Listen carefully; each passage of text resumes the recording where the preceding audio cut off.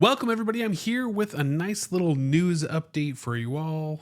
AB and CC have been entertaining us even while they're off the court. A lot of big news flying around, including one thing that I thought was a pretty crazy development from a recent podcast. But just to hop in, today we did get an interview with Caitlin Clark at the facility. She talked a lot about her injury. Seems like things are good so far. She's going to get reevaluated after this weekend. So she's definitely missing the Sky game as we expected.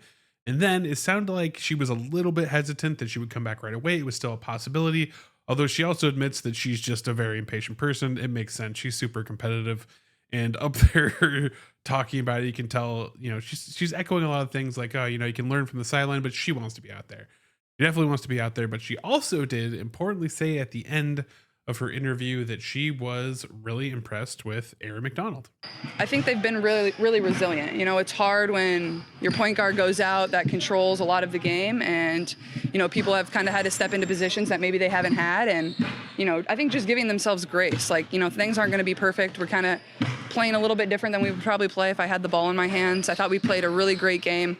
Our last game versus the Mystics, I thought we were really good. I thought we started to flow a little bit better on offense. We played with a little more pace. But it wasn't just offense. I thought we could have played a lot better defensively.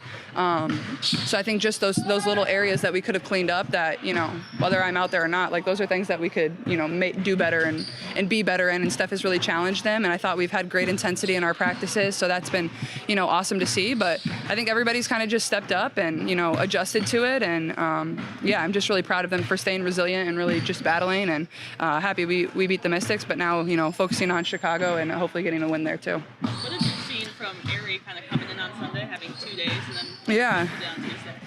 Well, I could tell before her first practice, she definitely watched some film. She knew exactly what we were doing on offense. She knew defense, but also that just speaks to her time in the league and understanding, how you play in this league.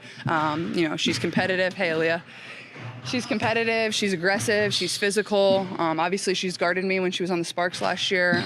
She just brings a different energy and tenacity, and that's something I think we really needed. She got us into our offense well. So just really impressed with her. I thought she did a tremendous job, honestly. And she should be. And, in my previous video, if you haven't caught it, you can check out where I break down all her film and I talk about dropping Breonna Turner to open up a slot to sign her. There's a lot of contract misinformation that is going out there. Just a few things that I saw that I just want to add in case anyone has this. There's people that thought that, hey, there's a 10-day cooldown period. That's actually not true. There's a precedent for this. 2022, there was a player that was picked up for her hardship contract, and literally the next day was converted to a regular contract. So there already is precedent. You could sign her. There should be nothing stepping in the way, except you do have to clear the space and the salary cap, and that would require dropping someone. So it would be Colson or Breonna Turner. However, the twist of that is that Dantas announced that she is leaving for Brazil to the AmeriCup. She's also going with Camila Cardoso to play for Brazil.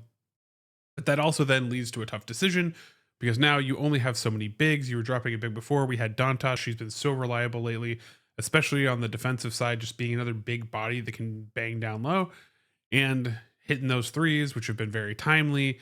But in this case, losing her will be unfortunate, and that will put us a little bit thin if we bring in Michaela to fill in Breonna Turner and Dantas minutes. Exciting, but at the same time, does that hold up? Now, looking at it, Dantas is going to miss 4 games, is what she would miss. So it's a Caitlin Clark stint, hopefully. Knock on whatever I have here. But in that case, she would miss 2 games against the Sparks, 1 game against the Wings, and 1 game against the Aces. Personally, I think that we could probably wing it if you want to go with a shorter bigs lineup. It's really scary if you get any sort of injury or any other thing that happens along that time. And Aces are probably the only tough matchup, although really it's just cycling people to guard Asia, because Kia Stokes really isn't that big of a threat, going to be completely honest, and the rest is all going to be guarding guards. So we could get a little bit smaller if we drop Breonna Turner, but I think the addition of McDonald is still enough of a plus, getting us to play with pace, that if she plays really well in the Sky game, I still say that we sign her. Now, another fun news, Aliyah Boston launched her brand new signature logo. It's really cool. A and the B's in there. There's other letters, the 7 hidden in there. There's tons of fun stuff. I don't know like the full breakdown. They almost need to release a video where she talks about it, or they outline everything, because I was trying to spell some things, but I couldn't quite get all the way there with the negative space and so on. But definitely the AB stands out. A lot of people talked about how it looks better on the shoe. She has a nice little colorways that looks pretty sharp that she wore. And other than that, though, excited for AB. Glad to see her put out some new stuff. Her Adidas collab has been really cool to watch. I love the commercials that have been coming out with her and her mom. Definitely 10 out of 10. If you haven't seen those, go look them up on YouTube. They're great. And then last but not least, the shocker one today that came out. There was a podcast, The Right Time, with Bomani Jones, who spoke with Tavon Edwards, who's like a sports insider in Indiana, who basically said this. What's it like to be in the Caitlin Clark phenomenon? The quota has been reached for team sales in the store to a point where they got audited. What? Yes. They sold so much gear that people thought it wasn't legit. It's an interesting conversation. You know, obviously when they ask her how famous she is, but in the state of Indiana, no question. It's a shoe that's supposed to come out, a Kobe 5 with her colorway. It's on the internet for $5,000 right now. Wow. Now, it's crazy to think that Caitlin Clark has so much motion that she got her franchise audited, but I believe it. I believe that they're selling out of anything that's Caitlin Clark related. I already bought the Every Game is a Home Game hoodie, so you'll be seeing me freshen that up in future videos, get some different pops of color in here, but I've bought Caitlin Clark merch and it makes sense. You know, these Wilson basketballs have sold out a ton. Scalpers are going to be scalping. People are going to be hunting for that shoe. And another fun little indicator that I stumbled across as I was looking for more set dressing was, do you remember those Funko Pops that they announced that you can pre-order them now? You can go to funkopop.com. You can go there and they have Stewie, they have Asia, they have Angel Reese, they have Doppler and Lauren Jackson.